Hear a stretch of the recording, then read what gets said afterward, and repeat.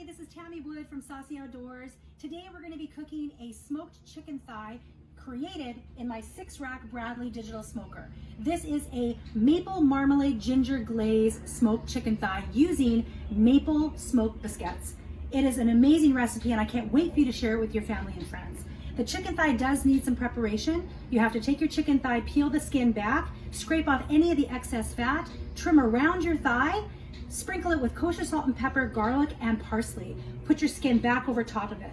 Then you're gonna take some tinfoil loaf pans, put a little bit of butter down below, a little bit of your marinade, and then you're gonna put your chicken thighs inside.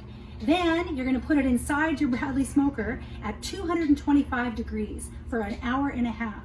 After that hour and a half is completed, you're gonna take them out, you're gonna dip them inside the marinade and put them directly on your rack with a magic mat. Then you're going to let it cook for another hour or until the internal temperature reaches 160.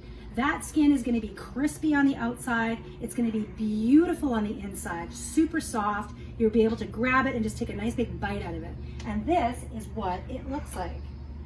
Absolutely beautiful maple smoked chicken thighs. I would be super happy to share that with anybody.